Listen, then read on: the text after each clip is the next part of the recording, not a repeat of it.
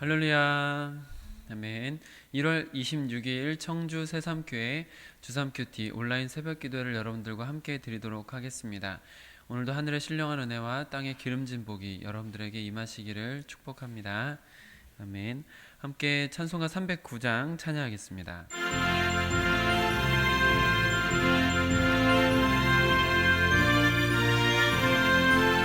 목마른 내 영혼, 마른 내 영혼, 주가 이미 허락한 그 귀한 영생수 주여 갈망합니다. 그 약속 따라서 힘써 간구하오니 오 주여 내게도 어서 들어주소서.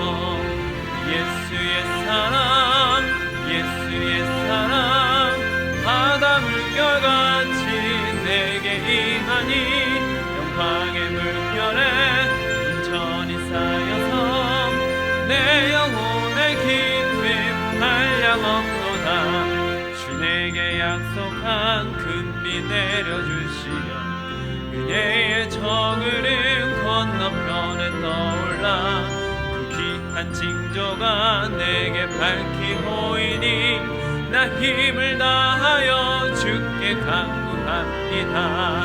예수의 사랑, 예수의 사랑, 바다 물결같이 내게 임하니 영광의 물결에 온전히 쌓여서 내 영혼의 기쁨 한량없도다. 은혜의 소낙비 지금 흡족히 내려 구원의 큰 강물 흘러차고 넘쳐서 주한 모든 죄 모두 씻어버리니 나 지금 은혜를 충만하게 받았네. 예수의 사랑, 예수의 사랑, 바다 물결같이 내게 임하니 영광의 물결에 온전히 쌓여서 내 영혼의 기쁨 그 차고 넘치는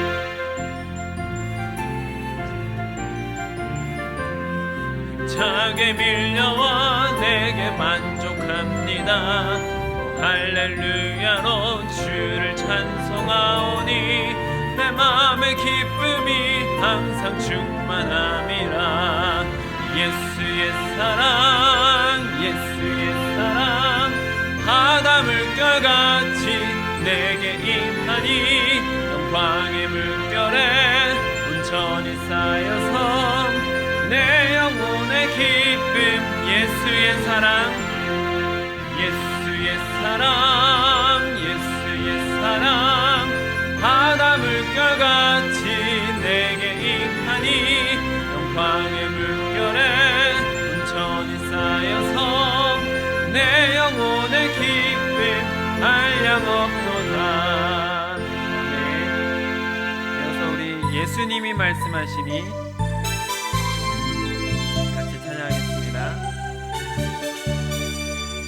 예수님이 말씀하시니 물이 변하여 포도주 됐네. 예수님이 말씀하시니 물이 변하여 포도주 됐네. 예수님, 예수님 나에게도 말씀하셔서 새롭게 변화시켜 주소. 예수님이 말씀하시니 하늘의 오가 눈을 떴다네. 눈을 떴다네. 예수님이 말씀하시니 하늘의 오가 눈을 떴다네. 예수님, 예수님 나에게도 말씀하셔서 새롭게 변화시켜 주소. 예수님이 말씀하시니 예수님이 죽은 나사로가 살아났다네. 예수님이 말씀하시니 죽은 나사로가 살아났다네. 예수님, 예수님 나에게도 말씀하셔서 새롭게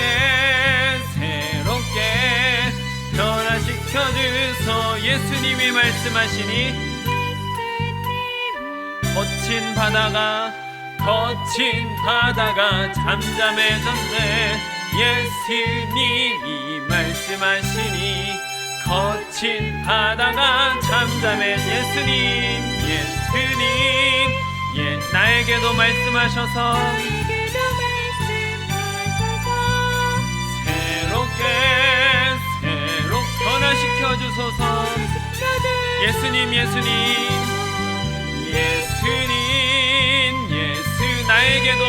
나에게도 새롭게 변화시켜 주소서.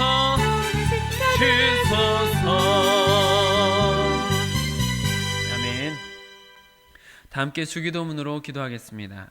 하늘에 계신 우리 아버지의 이름을 거룩하게 하시며 아버지의 나라가 오게 하시며 아버지의 뜻이 하늘에서와 같이 땅에서도 이루어지게 하소서. 오늘 우리에게 일용할 양식을 주시고 우리가 우리에게 잘못한 사람을 용서하여 준 것 같이 우리 죄를 용서하여 주시고 우리를 시험에 빠지지 않게 하시고 악에서 구하소서. 나라와 권능과 영광이 영원히 아버지의 것입니다. 아멘. 이제 다 함께 나 주님의 기쁨 되기 원하네 찬양하겠습니다.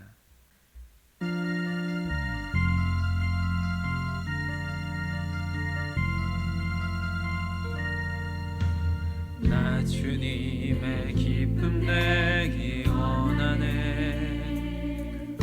내 마음을 새롭게 하소서. 새 부대가 되게 하여 주사 주님의 빛 비추게 하소서. 내가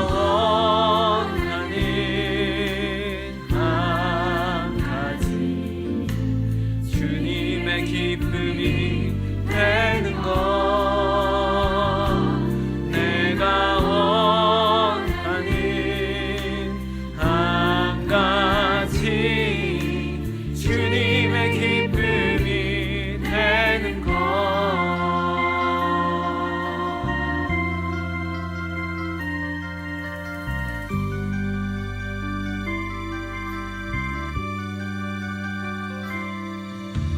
겸손히 내 마음 드립니다.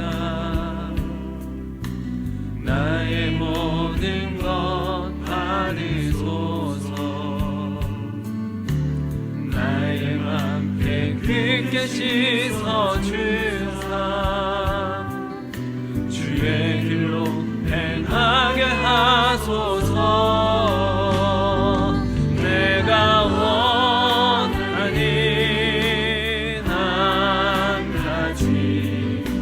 주님의 기쁨이 되는 것 내가 원하는 함같이 주님의 기쁨이 되는 것 내가 원하는 함같이 주님의 기쁨이 되는 것 내가 원하는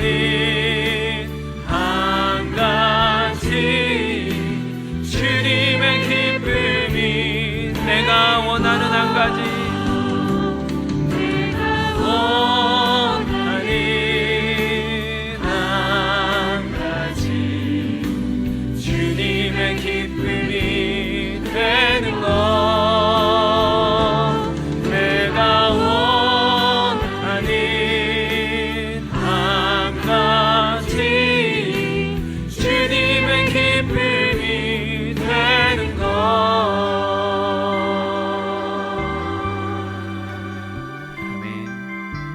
오늘 우리에게 주시는 하나님의 말씀입니다. 새삼가족 성경 읽기는 시편 78편을 함께 읽겠습니다. 오늘 큐티 말씀은 마가복음 6장 14절로 29절 말씀입니다. 신약성경 62쪽 주삼 큐티 118쪽에 있습니다. 마가복음 6장 14절로 29절 말씀을 저와 여러분이 교독으로 보시고 마지막 절은 함께 읽도록 하겠습니다. 이에 예수의 이름이 드러난지라 헤롯 왕이 듣고 이르되 이는 세례 요한이 죽은 자 가운데서 살아났도다.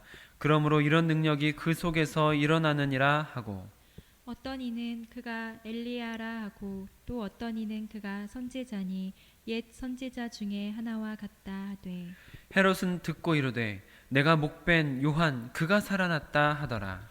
전에 헤롯이 자기가 동생 빌립의 아내 헤로디아에게 장가든 고로 이 여자를 위하여 사람을 보내어 요한을 잡아 옥에 가두었으니 이는 요한이 헤롯에게 말하되 동생의 아내를 취한 것이 옳지 않다 하였음이라.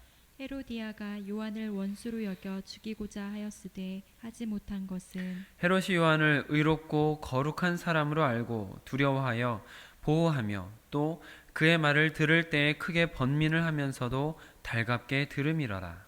마침 기회가 좋은 날이 왔으니 곧 헤롯이 자기 생일에 대신들과 천부장들과 갈릴리의 귀인들로 더불어 잔치할세. 헤로디아의 딸이 친히 들어와 춤을 추어 헤롯과 그와 함께 앉은 자들을 기쁘게 한지라. 왕이 그 소녀에게 이르되 무엇이든지 내가 원하는 것을 내게 구하라. 내가 주리라 하고 또 맹세하기를 무엇이든지 내가 내게 구하면 내 나라의 절반까지라도 주리라 하거늘. 그가 나가서 그 어머니에게 말하되 내가 무엇을 구하리이까? 그 어머니가 이르되 세례 요한의 머리를 구하라 하니 그가 곧 왕에게 급히 들어가 구하여 이르되 세례 요한의 머리를 소반에 얹어 곧 내게 주기를 원하옵나이다 하니 왕이 심히 근심하나 자기가 맹세한 것과 그 앉은 자들로 인하여 그를 거절할 수 없는지라. 왕이 곧 시위병 하나를 보내어 요한의 머리를 가져오라 명하니 그 사람이 나가 옥에서 요한을 목베어 그 머리를 소반에 얹어다가 소녀에게 주니 소녀가 이것을 그 어머니에게 주니라. 요한의 제자들이 듣고 와서 시체를 가져다가 장사하니라. 아멘. 오늘 이 말씀은 하나님께서 우리에게 주신 말씀입니다. 이 말씀을 우리가 받고 하나님께서 원하시는 삶으로 살아갈 수 있도록 이 시간 함께 기도하도록 하겠습니다.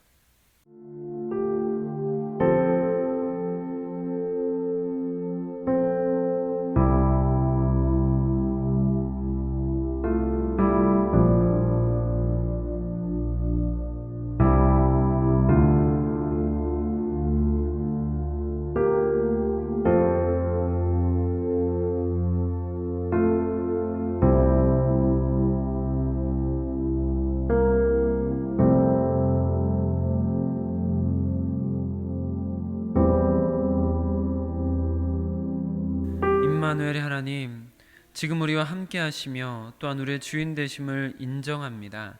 온전한 믿음으로 하나님을 주인으로 인정하는 주의 백성들이 오늘 아침에 또 하루를 시작하면서 주님 앞에 말씀 앞에 또한 기도하면서 주님 앞에 서오니 하나님 우리에게 친히 말씀하시며 깨닫도록 허락하여 주시옵소서. 이 하루도 주님께 먼저 맡기고 시작하오니 주님께서 모든 백성들의 삶을 이끄시며 인도하시고 주님의 손으로 붙드시고 주의 날개로 품어주시어서 모든 동역자들이 주님 때문에 승리하고 주님 때문에 일어서는 귀한 하루가 될 수 있도록, 그래야 하나님께 영광 돌리는 귀한 하루가 될 수 있도록 허락하여 주시옵소서. 우리 주 예수 그리스도의 이름으로 기도드립니다. 아멘. 오늘은 주신 본문 말씀을 중심으로 헤롯 안티파스라는 제목으로 말씀을 나눌 때 하나님의 은혜가 우리 모두에게 임하시기를 축복합니다. 아멘. 어제 말씀을 같이 나눈 것처럼 예수님의 제자들이 복음을 전하기 시작했습니다. 둘씩 짝을 지어서 복음을 전하기 시작했고 예수님께서는 귀신을 제어하는 권능을 그들에게 주셨습니다. 그러니 당연히 제자들이 가는 곳마다 귀신이 떠나가고 놀라운 일들이 일어나니까 이런 소문이 나지 않을 수가 없었겠죠. 그리고 그 소문은 아주 특별한 일이기 때문에 왕에게까지 전파가 됩니다. 오늘 본문은 예수님의 소문 그리고 제자들로 인해서 일이 확산되면서 일어난 소문들을 왕이 듣고 당황하는 이야기가 담겨져 있습니다. 왕이 왜 그렇게 당황하게 되었는가에 대해서 설명하기 위해서 왕에게 있었던 일화가 기록되어 있다라는 것도 오늘 본문을 통해서 볼 수가 있겠습니다. 예수님과 제자들의 소문이 퍼지면서 이제 소문을 들은 헤롯 왕이 당황을 하는데, 여기서 우리가 짚고 넘어가야 할 것은 여기에 있는 이 헤롯 왕이 우리가 흔히 알고 있는 헤롯 왕이 아니다라는 것이죠.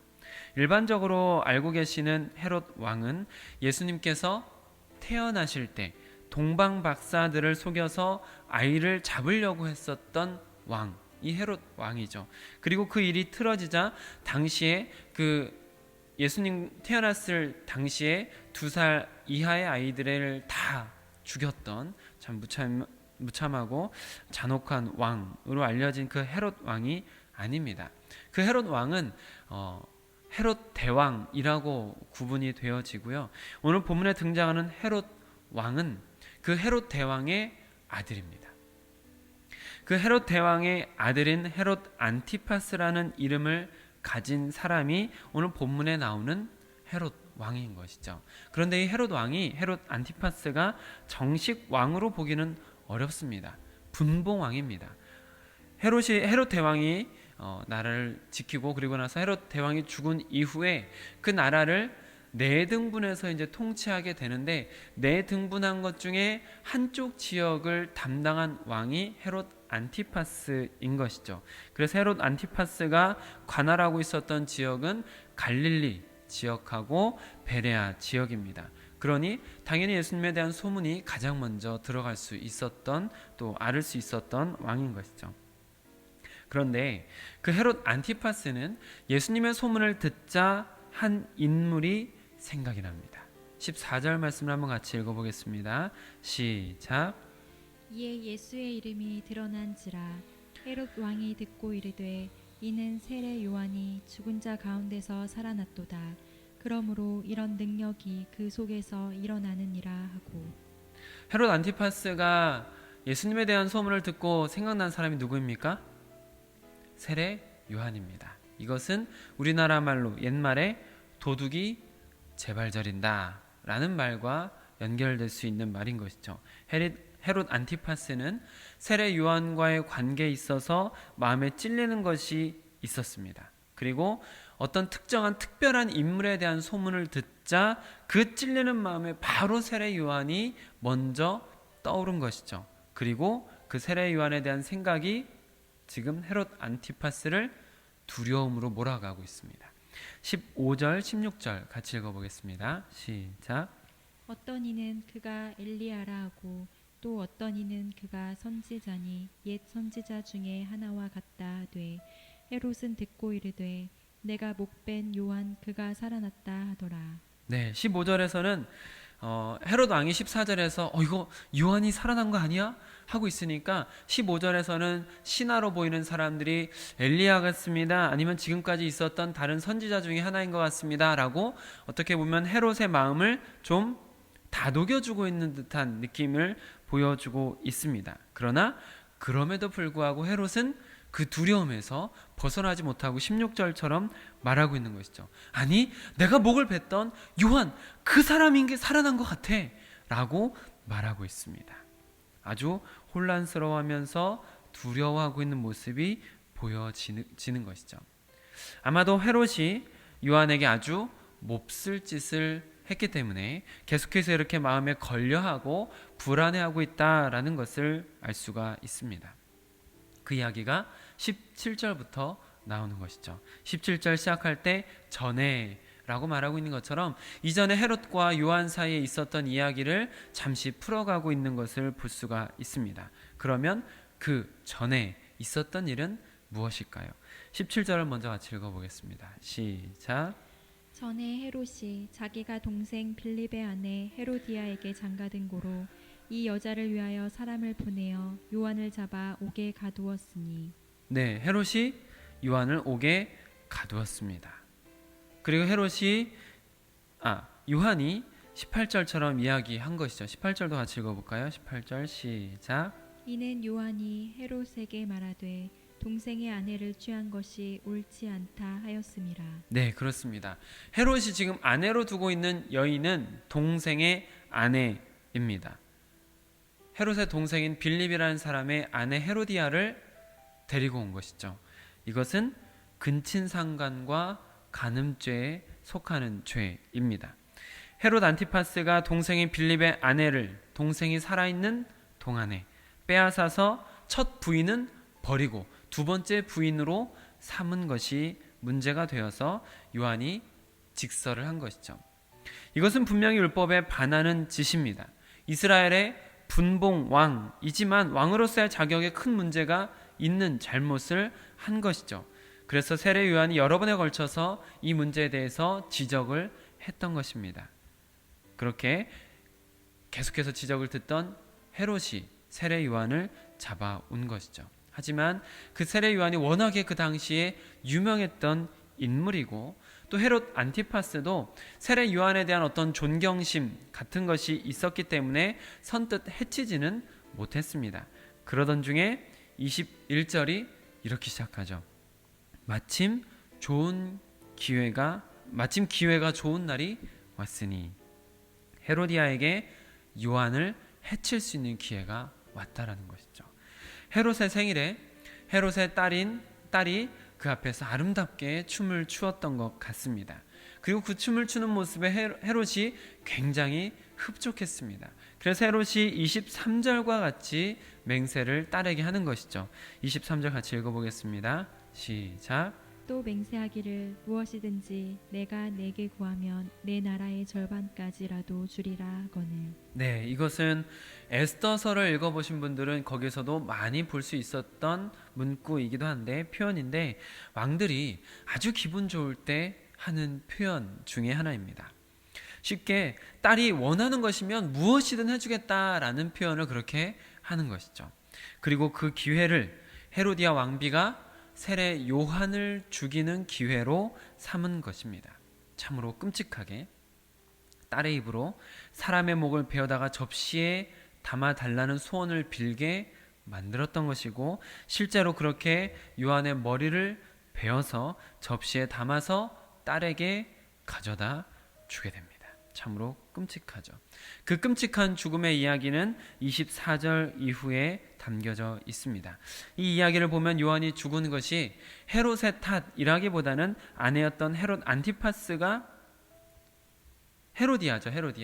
헤로디아가 주도한 것처럼 보이는데 그 이유는 헤롯 안티파스가 요한에 대한 존경심을 갖고 있기 때문에 선뜻 해치지 못했던 것을 가지고 오히려 헤로디아가 주도해서 죽였으니 어쩔 수 없는 것처럼 비춰주고 있지만 사실은 이건 역시 결국은 헤롯이 내린 명령이었습니다.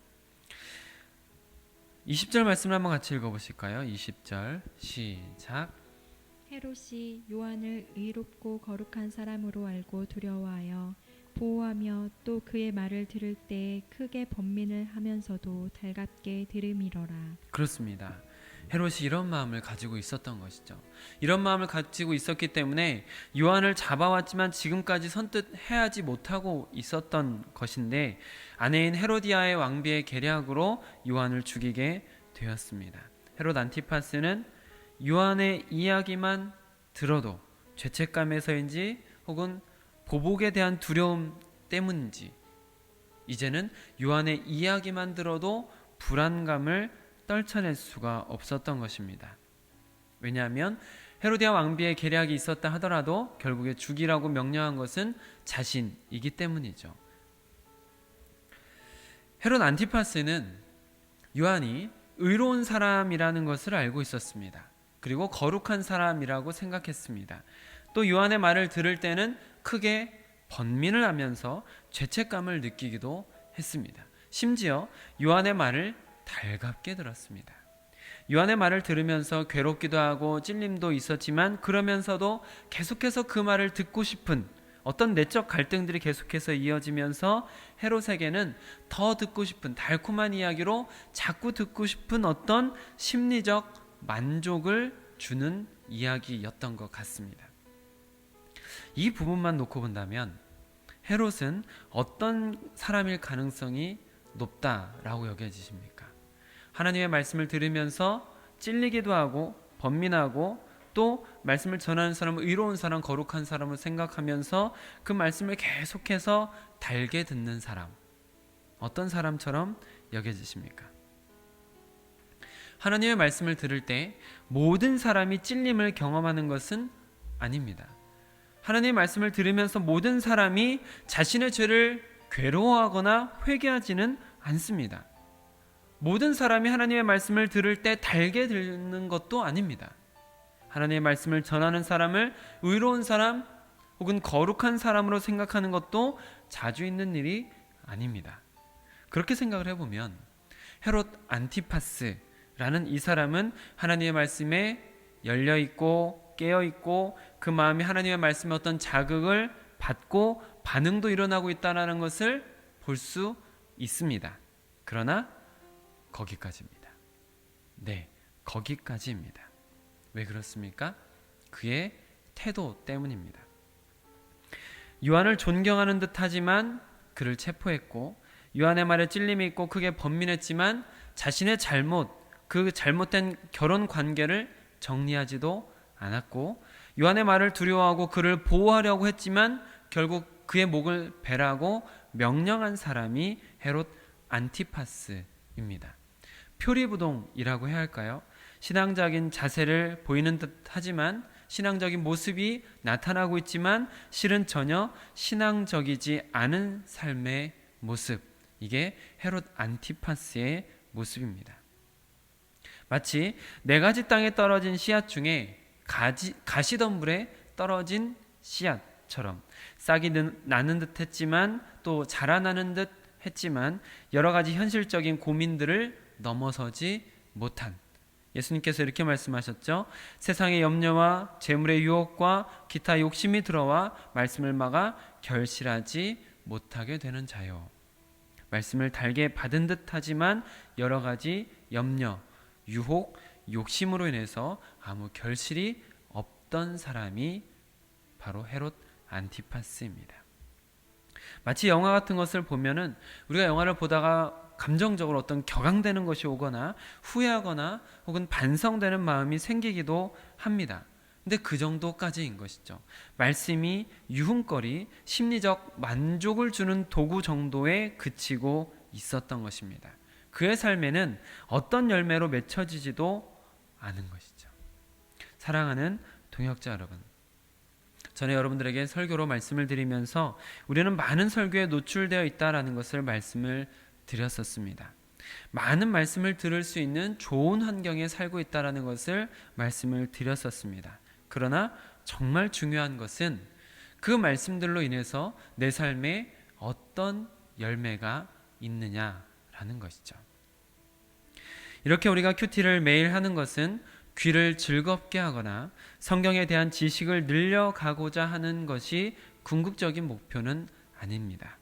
말씀이 우리의 삶에 오늘 하루 동안만이라도 영향을 미치게 하기 위해서, 영적인 변화와 성숙을 위해서 계속해서 훈련해 가는 과정인 것이죠. 말씀이 우리의 삶에 구체적인 영향을 주게 하기 위해서 말씀 앞에 서고 기도로 하루를 시작하는 것입니다. 그래야 우리도 헤롯 안티파스와 같은 삶이 되지 않기 때문이죠. 마지막 선지자라 불리는 세례 요한과 같이 위대한 사람의 권면을 듣고도 삶이 전혀 변하지 않은 헤롯 안티파스와 같은 인생이 되지 않기 위해서입니다. 생명을 살리는 말씀을 듣고도 사망의 길을 걷지 않기 위해서입니다.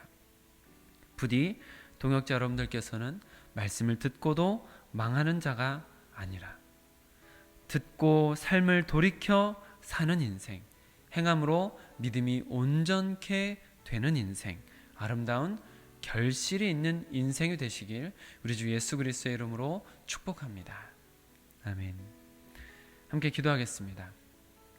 아버지 하나님, 오늘도 우리가 또 하나의 말씀 앞에 섰습니다. 우린 이렇게 많은 말씀들을 들을 수 있는 기회를 얻은 참 좋은 세대에 살고 있습니다. 그러나 아버지 하나님, 말씀을 많이 들었는데도 불구하고 우리 안에 열매가 없다면 우리 자신이 돌아볼 수 있는 기회를 오늘 말씀을 통해서 가질 수 있게 하여 주시옵소서. 우리가 말씀을 듣고 마음이 격앙되거나 찔림이 있거나 어떤 마음에 없던 감동이 찾아온다 하더라도 거기까지라면 우리의 인생도 헤롯 안티파스와 다르지 않으니 주님, 우리의 삶에 수많은 유혹이 있고 욕심이 있고 우리가 살아오던 방법들이 있다 하더라도 하나님의 말씀을 내 삶 가운데 역사하고 우리의 삶을 변화시켜가는 좋은 자양분이 될 수 있도록 우리가 말씀을 듣고 즐거워할 뿐만 아니라 그 말씀대로 사는 자가 되어서 행함으로 믿음이 완전케 되는 자들 될 수 있도록 허락하여 주시옵소서. 말씀으로 인한 아름다운 열매들을 결실하는 동역자들이 될 수 있도록 우리 가운데 역사하여 주시옵소서. 우리 주 예수 그리스도의 이름으로 기도드립니다. 아멘. 오늘 함께 기도하실 때에는 우리 청주 새삼교회가 만남 있는 예배를 드리며 간증 있는 성도가 되어 지상명령을 성취하는 제자 공동체가 되어가도록 같이 기도해 주시기를 바랍니다. 또한 동역자들 위해서 함께 기도하시면서 큐티 생활을 통해서 말씀과 기도로 시작하고 거룩해져 가고 예수 그리스도의 이름으로 승리하는 하루를 살고 하나님께 영광 돌리며 하루를 마무리하게 하옵소서라고 같이 기도하시면 좋겠습니다. 오늘 큐티 말씀 붙들고 같이 기도하실 때는 말씀을 듣고 행함으로 아름다운 열매를 맺는 인생이 되게 하옵소서라고 같이 기도하시면 좋겠습니다. 오늘도 은혜 안에 머무시는 하루가 되시기를 축복합니다. 아멘.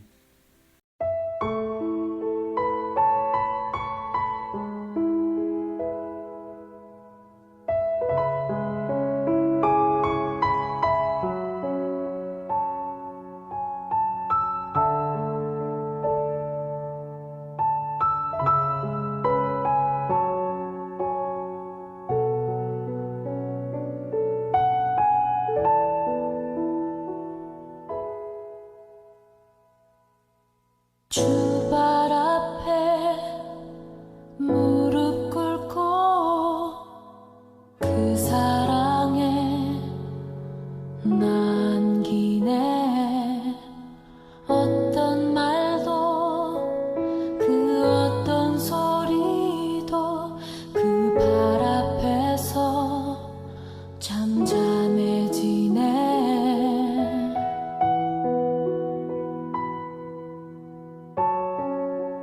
주 나의 사랑 그 발 앞에 앉아 내 모든 기도는 사랑의 노래가 되네.